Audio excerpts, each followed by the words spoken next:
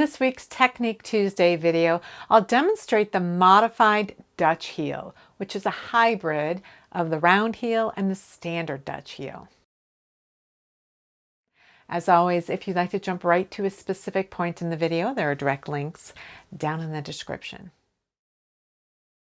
This is a round heel. It's the most common heel type you'll find in contemporary heel flap and gusset sock constructions.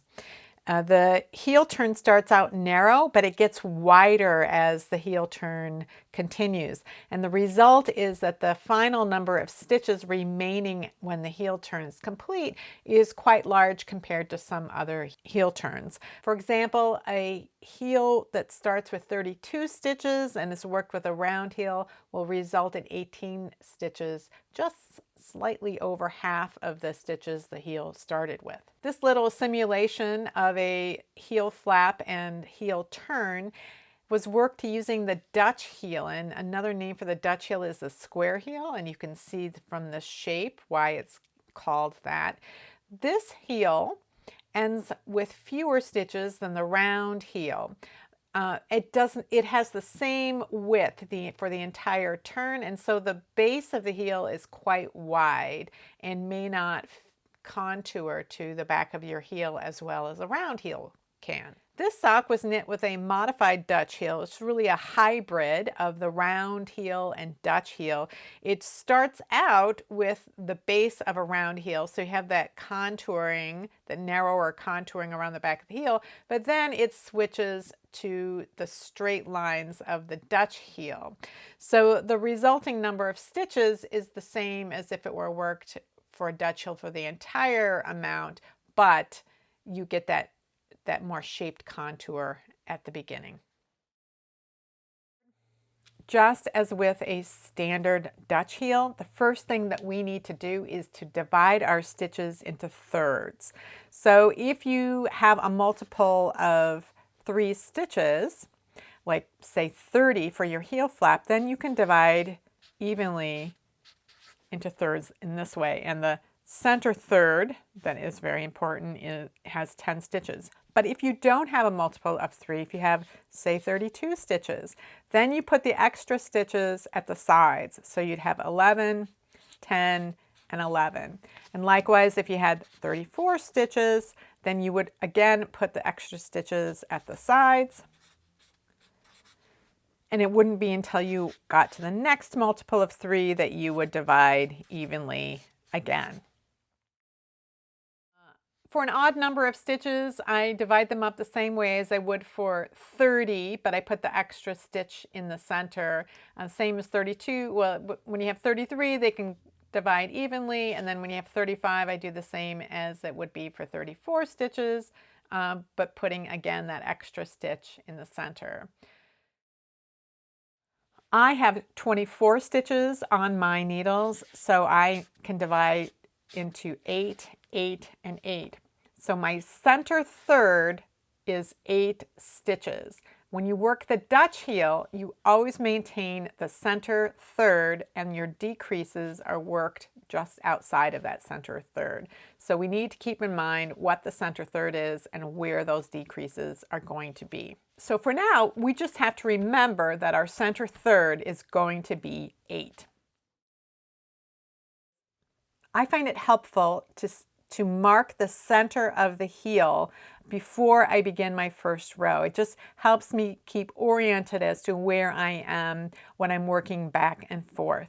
So we're going to start the heel as if we were working a round heel. And the way a round heel begins is to slip the first stitch of the row and then to work 2 stitches past the center.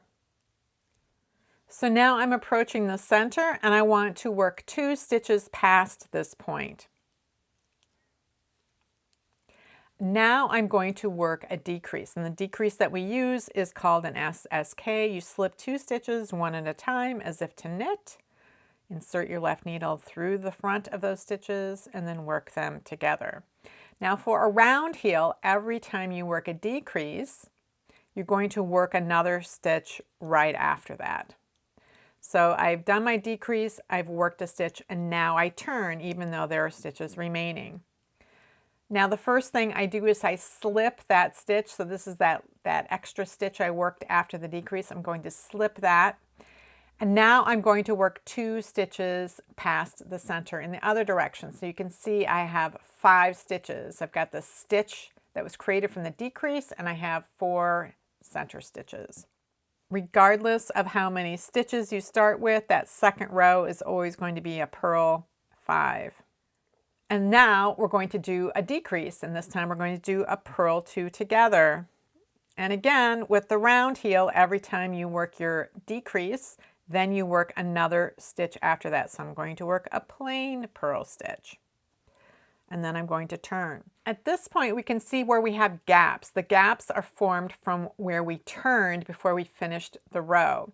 So what we're looking to do at this point is continuing to work the round heel until the stitch count that we have between these 2 gaps is our 1/3 stitches plus an extra stitch here. So I am going to want 10 stitches between here in order to switch to working the Dutch heel. But right now I only have 8. On the purl row, I did a purl 5. Now I'm going to knit 6. I'm always knitting 1 stitch more than I had knit the previous row. And at this point, you'll see I've arrived at that gap. And at the gap is where the decrease is worked. You work these 2 stitches on either side of the gap together. So SSK again. And then again, I'm going to work 1 more stitch after my decrease. Then I turn, I slip. This time I'm going to purl 7, but again, that's going to bring us right up to that gap.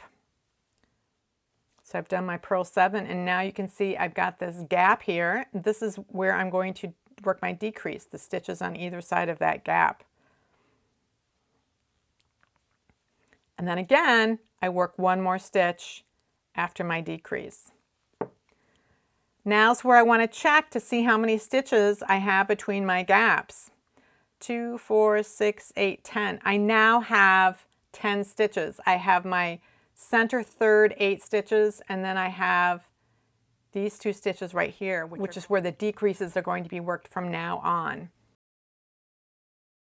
So we're switching to the Dutch heel part now. So we're going to slip the first stitch, and then we're going to work our center third stitches, and that was 8 for the stitch count I started with. And once again, you'll see I'm at that gap where this is where I want to work the decrease. So we work our SSK, but we're working the Dutch heel now. We've switched to working the Dutch heel, so we aren't going to work another stitch. We're going to work this decrease and then turn. Slip the stitch, knit our center third, which is 8. Then we work our decrease, so at the gap. So we purl 2 together, and again, we're working the Dutch heel now, and so we stop after we've done the decrease, and we turn the work. Always slip the first stitch, work your center third. I've worked my decrease, I turn. So at the end, you can see we have this narrow shaped start to the heel, and then the edges go straight as for the Dutch heel. So it's a nice compromise. If you need a fewer number of stitches at the end of the heel turn than you would have with the round heel, but it gives a nicer shape to the start of the heel that will conform to your foot a little better. Again, I've marked the center of my row, but this time the center is an actual stitch. It's not between stitches like it is when it's an even number. So I still work 2 stitches past the center, but I'm working past a center stitch. So row 1 is slip 1 and then knit 2 stitches past the center stitch. There's the center, and work 2 stitches past. And just like for any round heel, I work an SSK. Then I work my extra stitch, and then I turn. This time I'm going to slip one. I'm going to purl 6 because I have an extra stitch, but I'm still working 2 stitches past the center stitch. You can see the center stitch is marked here, so I'm right here. And now I'm working my next 2 stitches. And now I'm going to do my purl 2 together and purl 1. So this time, because my center third is 9 stitches, I'm going to be looking for 11 stitches in between the 2 gaps in order to tell me when to switch to working a Dutch heel. So I'm going to slip and work up to the gap. And now I'm going to do my SSK, my extra stitch, turn, slip, and purl to the gap. I come to the gap, I purl together, I purl my extra stitch, then I turn. And then I look to see how many do I have between the gaps. I have 11. So I have my center 9 plus I have my decrease stitches. So now I switch to working the Dutch heel. Once again, I'm working up to the gap. I do an SSK, but I do not work an extra stitch. I turn, slip, work to the gap. I'm at the gap, I purl them together. I do not work an extra stitch. And I just keep continuing until I've used up all of the stitches on each side. The difference in stitch counts at the end of a heel turn impacts the fit of your sock at the start of the gusset.